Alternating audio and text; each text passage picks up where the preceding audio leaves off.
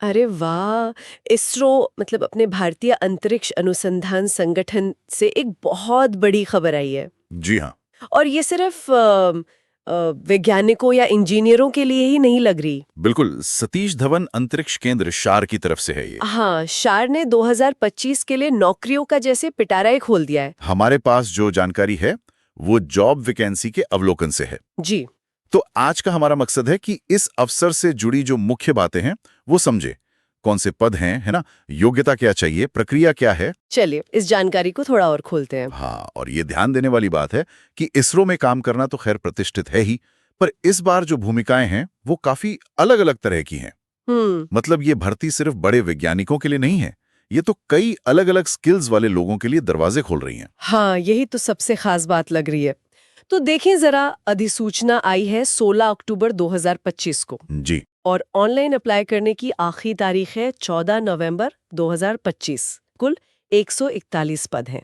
141 ठीक ठाक संख्या है। हाँ, इसमें सबसे ज्यादा देखिए 70 पद तो तकनीशियन बी के हैं, अच्छा। फिर 28 है तकनीकी सहायक के और 23 वैज्ञानिक या इंजीनियर के। लेकिन आम लिस्ट यहीं खत्म नहीं होती। और भी हैं। हाँ, फायरमैन, कुक, ड्राइवर, ड्राफ्ट्समैन, यहाँ तक कि लाइब्रेरियन असिस्टेंट, रेडियोग्राफर और नर्स जैसे पद भी हैं। क्या बात है, मतलब पूरा सपोर्ट स्टाफ भी। बिल्कुल।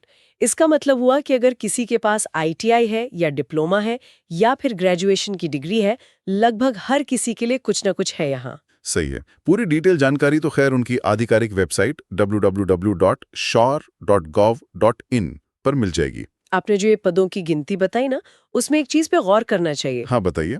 ये जो टेक्नीशियन और तकनीकी सहायक के पद हैं, कुल मिला के 98 हो गए। हाँ, 70 और 28 सही का 98। ये संख्या साफ दिखाती है कि इसरो का जो फोकस है वो अब सिर्फ रिसर्च पर ही नहीं है, बल्कि उनके ऑपरेशंस, मतलब जमीनी स्तर पर जो काम होता है उसको अच्छे से चलाने पर भी बहुत ज्यादा है। हम्म। ये भारत के अंतरिक्ष कार्यक्रम का जो पैमाना बढ़ रहा है ना, और जो उसकी जरूरतें जटिल हो रही हैं, उसको दिखाता है। शायद लगातार लॉन्च और भविष्य के बड़े मिशन इसकी वजह है। ये तो बहुत ही अहम बात है। मतलब इसरो का जमीनी ढांचा भी वो भी तेजी से बढ़ रहा है। बिल्कुल। तो फिर इन मौकों के लिए कौन लोग आवेदन कर सकते हैं? योग्यताओं पर अगर बात करें। हाँ, तो देखिए, योग्यता पद के हिसाब से है।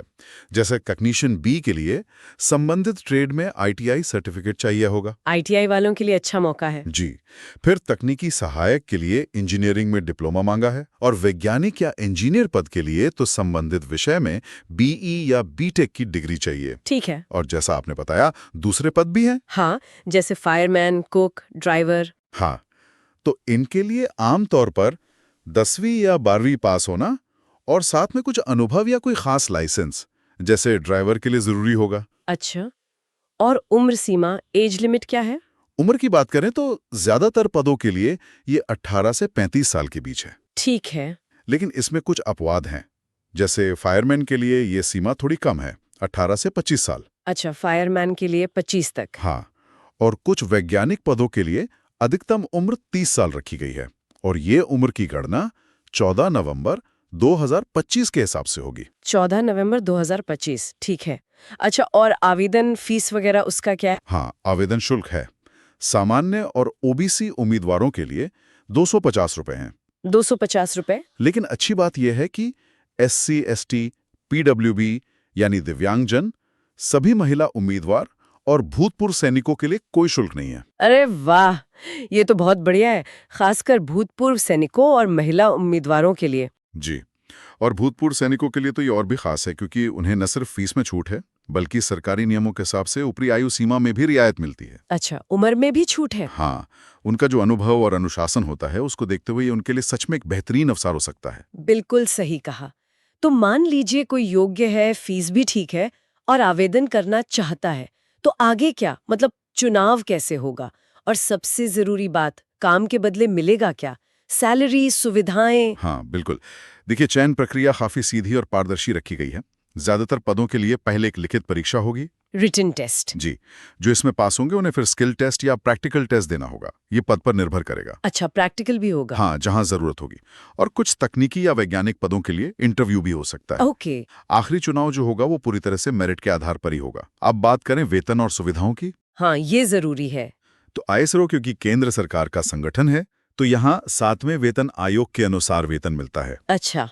और उसके साथ महंगाई भत्ता यानी डीए, मकान किराया भत्ता एचआरए, मेडिकल सुविधा और छुट्टियों में घूमने के लिए एलटीसी जैसी कई सरकारी सुविधाएं भी मिलती हैं। एक अंदाजा दूं तो तकनीशियन का जो शुरुआती मूल वेतन है वो लगभग 21,700 रुपए से शुरू होता है। ठीक है। जबकि एक वैज्ञानिक का 56,100 रुपए या उससे भी ज्यादा हो सकता है, लेवल के हिसाब से। क्या बात है। यानी न सिर्फ देश के इतने प्रतिष्ठित संस्थान से जुड़ने का मौका, बल्कि सैलरी और सुविधाएं भी काफी अच्छी हैं। जी बिल्कुल। तो संक्षेप में कहें तो इसरो के सतीश धवन अंतरिक्ष केंद्र ने 141 अलग-अलग तरह के पदों के लिए भर्ती निकाली है। आवेदन करने की आखिरी तारीख 14 नवंबर 2025 है। हाँ, याद रखिएगा 14 नवंबर। और ये आईटीआई, डिप्लोमा, डिग्री धारकों, 10वीं 12वीं पास उम्मीदवारों और खास तौर पर भूतपूर्व सैनिकों के लिए भारत के अंतरिक्ष मिशन का हिस्सा बनने का एक वाकई शानदार अवसर है। बिल्कुल। और इस पूरी चर्चा के बाद मेरे मन में एक विचार आ रहा है। हाँ, क्या? आईएसआरओ जिस तरह से आप देखिए, तकनीशियन, ड्राइवर, कुक से लेकर वैज्ञानिकों तक इतने अलग अलग प्रोफाइल के लोगों को एक साथ भर्ती कर रहा है, ये आज भारत की जो अंतरिक्ष महत्वाकांक्षाएं हैं उनको पूरा करने के लिए जो एक विशाल और जटिल ऑपरेशनल ढांचा चाहिए, उसके बारे में क्या बताता है? मतलब ये सिर्फ मिशन लॉन्च करने की बात नहीं है, बल्कि उस पूरी मशीनरी को, उस पूरे सिस्टम को चलाने के लिए कितने विविध लोगों की जरूरत पड़ती है। शायद ये भर्तियां उसी के पैमाने और उसकी जटिलता का संकेत दे रही हैं। सोचने वाली बात।